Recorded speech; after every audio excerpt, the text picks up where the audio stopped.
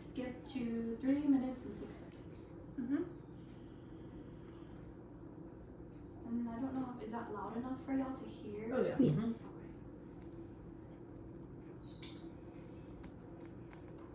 Do you want me to play it? Yes.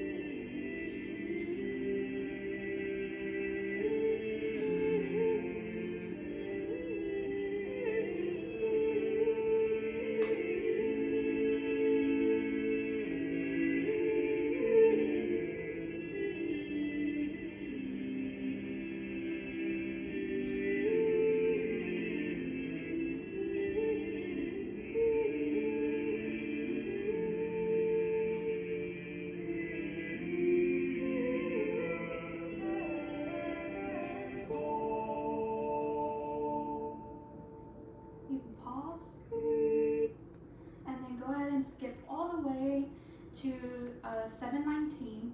Once you get to 719, you can play.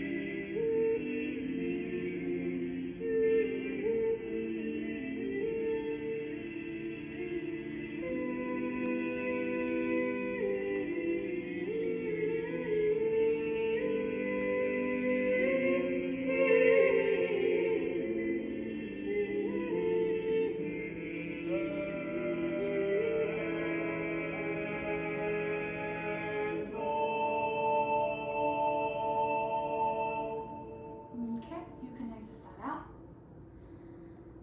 So I hope you were able to hear in this first listening the things I mentioned at the beginning, the isorhythmic, the polyphonic, the syncopations and everything like that. Our next slide contains a different composer. So this composer is Josquin des Prez. Josquin des Prez is also a French composer. He was born in 1450. I'm so gonna butcher this, but in Burgundian, France. He is the composer of the Renaissance era, which is from the 1400 to 1650. He died on August 27th, 1521. De Prez wrote both sacred and secular music, and in all of the significant vocal forms of the age, bless you, including masses, motets, chansons, which are songs, and frittole. So we will go now to the next slide, which would be his Kyrie. His Kyrie is from La Misa Pangelingua. Josquin des Prez's Kyrie was written to conform the Gloria in his Misa de Beata Vergine. Josquin based all of the movements of the Mass, though not all its subdivisions, on the hymn melody. Throughout most of the Masses, he adapted the 6th phrase of the hymn melody as subjects for polyphonic imitation, making imitation the primary structural device. The Kyrie follows the hymn closely. The movement has 3 sections, and in each section, Josquin paraphrased two of the hymn's 6 phrases. So if we go now to the listening, things to listen for in this one, a motet. It's a motet, so it's an unaccompanied sacred polyphonic vocal piece. There's imitation in this piece. At the very beginning, you will hear it. The repetition of the melody in a polyphonic texture shortly after its first appearance. So you'll hear like the first voice sings the first part, and then slowly after the first voice comes in, you'll hear the other voices start to appear. So let's go ahead and listen to this one. And this one we will listen to it all the way through because it is short.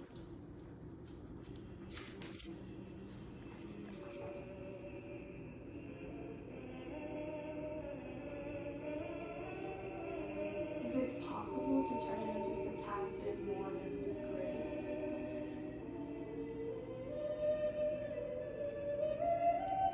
I don't think I can. Okay.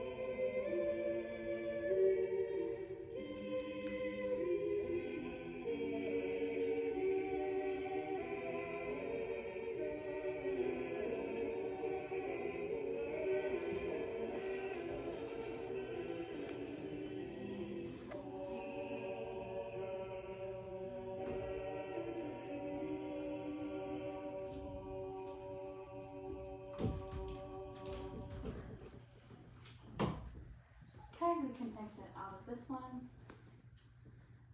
Next composer is going to be Giovanni Pierluigi da Palestrina. He was born in 1525. He's an Italian composer of the late Renaissance, and he died in 1594. Palestrina was known for his sacred vocal works and innovations in polyphony. Moving on, Palestrina's Kyrie from Missa Pope Marcellus. Giovanni composed the Kyrie movement of his Missa Papi Marcelli, or translates to Pope Marcellus Mass, was part of a mass to honor Pope Marcellus the second, who reigned for only 3 weeks in 1555. The KDM movement's short text translates to Christ have mercy, Lord have mercy, Christ have mercy. Palestrina used a ternary musical structure, repeating the text many times within each section. So we can go ahead and move on to the listening of this one. Things to listen for in this one. When he honored Pope Marcelli, one thing that Palestrina was also known for was restoring polyphony, because back in the day, the Council of Trent was a mid-16th century Catholic Church council that sought to reform church music and practices in response to the Protestant Reformation. So Palestrina wanted polyphony to be easy to follow, not as complex as it was. So things to listen for in this piece is going to be simple and repeated text. Again, imitative polyphony like we heard in the last piece. A cappella singing, that means no piano, no instruments. Smooth melodic lines flowing in a stepwise motion. You will hear clear phrase structure divided into sections with a clear repetition of the main melody. So you can listen to this one. We will only listen to just a little bit so you can get an idea of what to hear.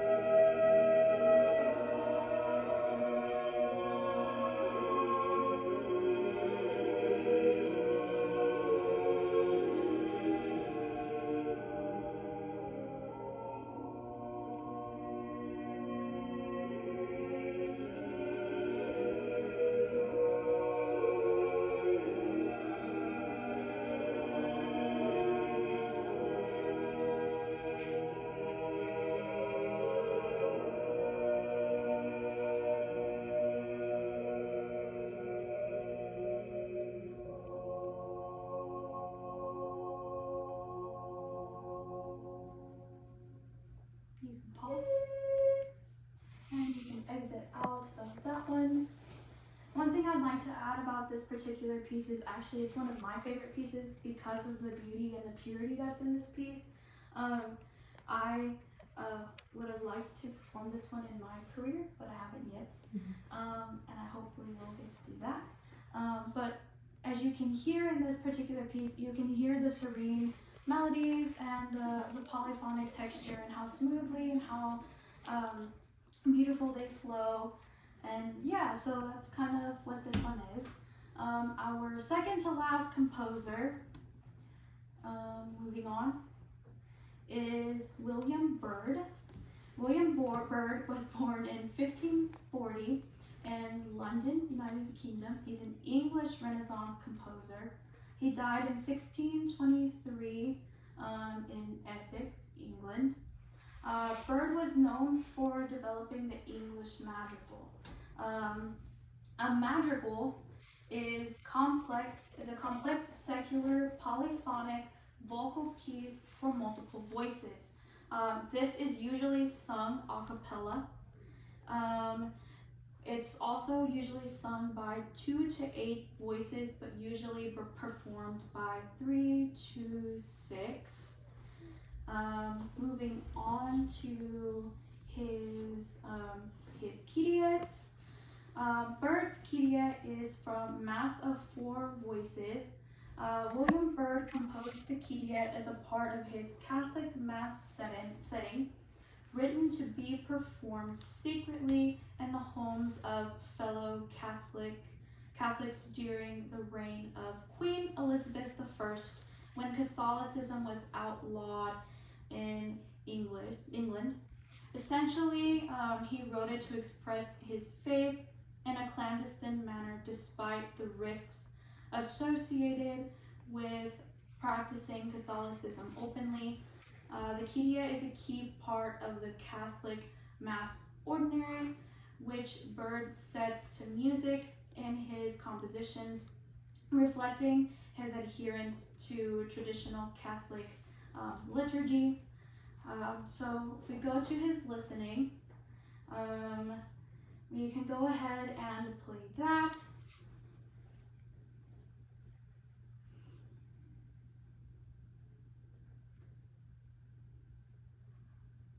Who's coming in the driveway?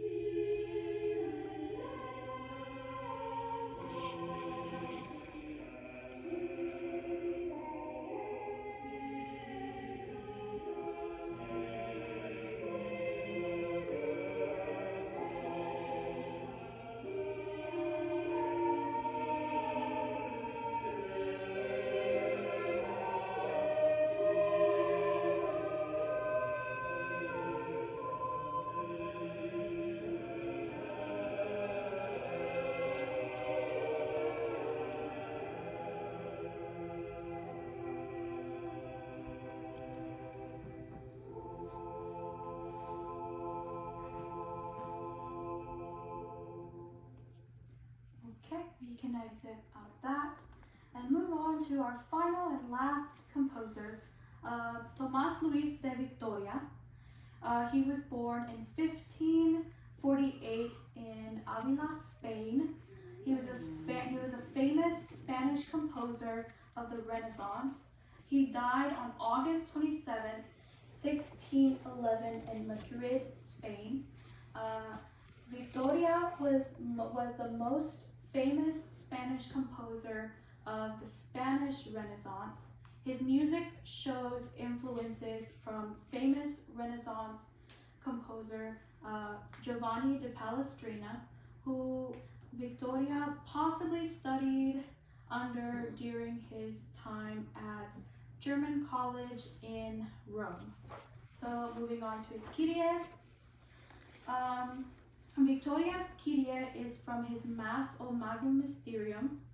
The O Magnum Mysterium motet is well known for its rich contextuplative melody, and by using the same musical material in the Kyrie, Victoria aimed to maintain a consistent atmosphere of awe and wonder throughout the Mass.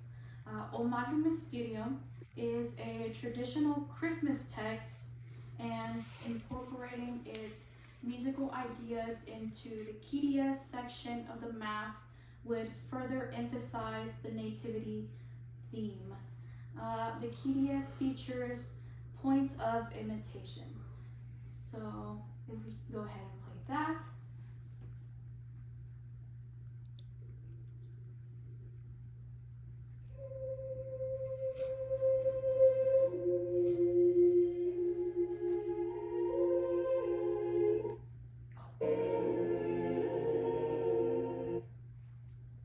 I'm sorry. 1 second.